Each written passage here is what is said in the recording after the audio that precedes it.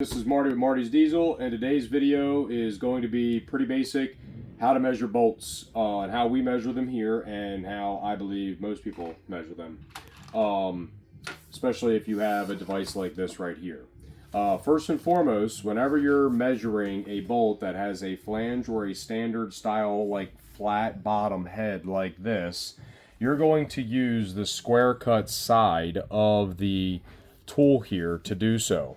And this is how you would do a standard bolt, and then this is how you would do a metric bolt. Now we're going to get into that here in a second, but this would be 30 millimeters long, and then on this side right here you're going to be right at 3/4 of an inch. Okay, so that's pretty simple. That's how you measure the length of a bolt. The side over here is if you have like a countersink style screw, or you have like a screw that has something on the bottom side that would sink below the surface of the material that you're screwing it into. These standard style bolts that we typically deal with in the automotive industry, we don't use this. This is usually more of like woodworking or working with like gel coat, fiberglass, stuff like that. Okay, now next thing that you're going to do is you got to find out if this thing is going to be like a metric or a standard bolt. And in this case, just by looking at this, I happen to know what it is. Okay, it is an M8. Okay, you see how very, very nicely fits in there. But you will also notice that it fits into the 5/16 hole. So in order to figure out what it is, we're going to have to check the thread. But notice that on this side, this is all of your standard size bolts. This is all of your metric size bolts. There will be some that are very, very close together. Like for example, 13 millimeter and 1/2 inch, 11 millimeter and 7/16 of an inch, 3/8 of an inch and 10 millimeter, 5/8 of an inch and 16 millimeter, 7/8 of an inch and 22 millimeter. Okay, so basically, you will find out which one that they fit into properly. Okay, and then after you do that, you will turn this over. On this side, you will see that there are numbers that go below the threads. Now, most common numbers that you're going to find that are related to whatever your bolt size is are going to be on the front of this tool. Most of your common 5/16 bolts are coarse thread 18 thread, but the fine thread ones will be 24. Then you can look over here and you can look at the, I just did that wrong. Let's see, metric, yep, right here. Metric 8, 1.25 is your common thread, that's like your coarse thread, and then you have 1/0, it's going to be your fine thread, okay? So this particular bolt, I already know that it's an M8 by 125, and in this case it's by 30. So what I'm going to do is I'm going to flip this over, and what I'm going to do is I'm going to find the thread on here that matches what's one of the ones that are on the other side. And I'll look down here. This is not the one. Let me go up one. And there it is. I found it. The number is written below the thread that you're going to test it on. Okay? So notice that the number is below the first thread. Well, it follows that pattern all the way down. So this is an M8 by 125. The other option that you would test would be the 1/0. But if you take it and you put it on there, you can clearly see that those threads don't match up. Okay, it matches up with the 125. Now let's say you thought that it was 5/16, so you would look at either the 18 or the 24.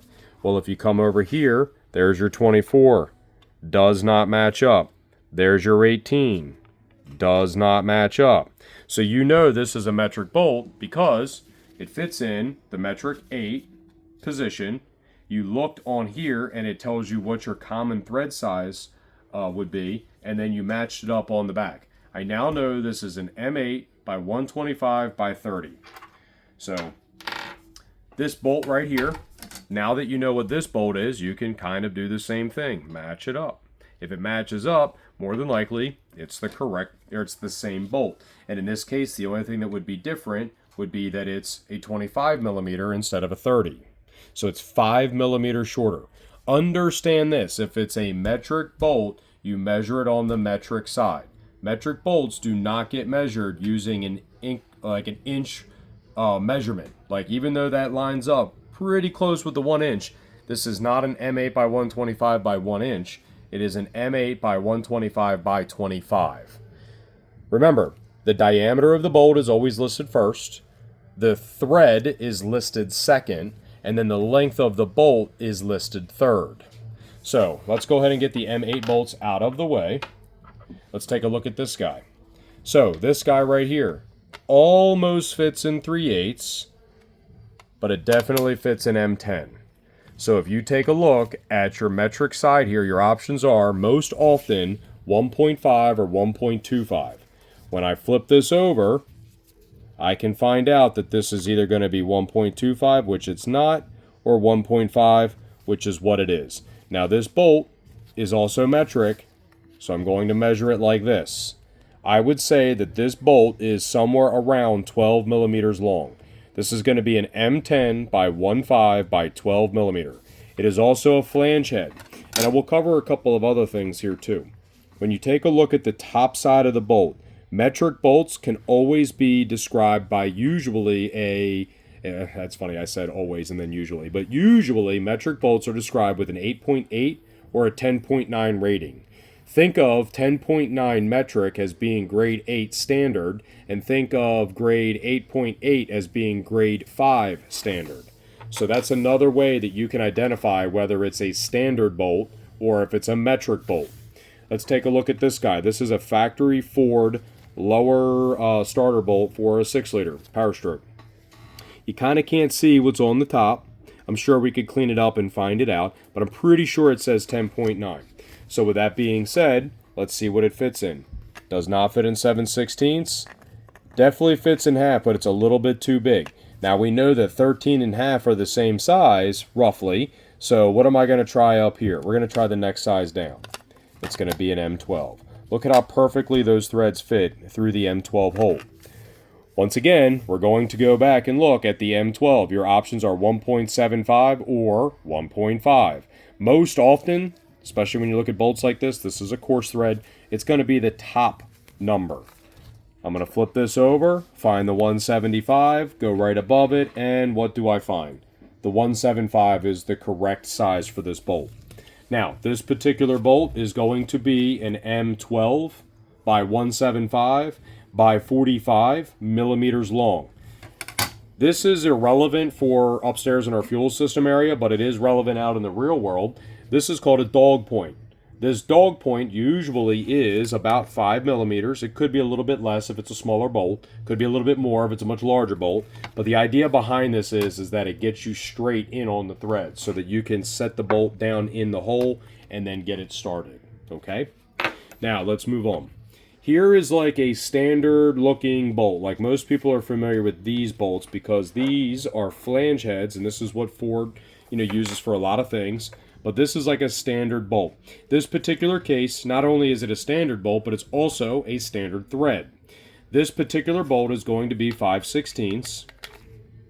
And reminder, it also fits in the 8, right? 5/16. Let's go over here. 18 or 24 is going to be my option. So I'm going to look over here, and when I look down, I'm looking for 18 or 24. I found 18. Does not line up right there. I'm sorry, that's a 13. My bad. There we go. Now I'm on the 18. 18, and it lines up perfectly.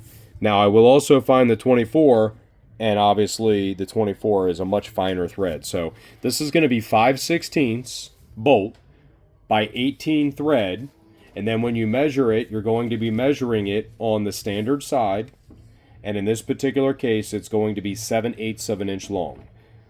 Notice I'm not measuring it on the metric side. No, it's not 21 millimeters long or 22 millimeters long. It's 7/8 of an inch long. Okay?